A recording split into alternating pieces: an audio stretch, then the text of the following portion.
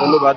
আজকে আমরা এখানে সমবেত হয়েছি আমাদের জুলাই গণঅভ্যুত্থানের 1 বছর পূর্তি উপলক্ষে আমরা একত্রিত হয়েছি এবং শহীদ ভাইদের স্মৃতিচারণ উপলক্ষে এবং নতুন বাংলাদেশের আহ্বান নিয়ে আমি এখানে দাঁড়িয়ে সকলকে আহ্বান জানাতে চাই যে আপনারা সকলে একত্রিত হয়ে নতুন বাংলাদেশ গড়ার লক্ষ্যে কাজ করে যান এবং সেই সাথে যুবকদেরকে তরুণদেরকে আহ্বান জানাই আপনারা একটা গণঅভ্যুত্থানের নেতৃত্ব দিয়েছেন, আপনারা যদি অনেস্ট থাকেন, সততার সাথে কাজ করেন, তাহলে ফাইনাল ভিক্টরি আপনাদেরই হবে।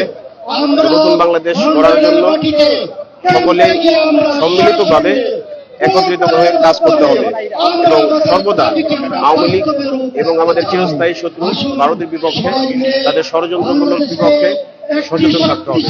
সকলকে ধন্যবাদ। আসসালামু আলাইকুম।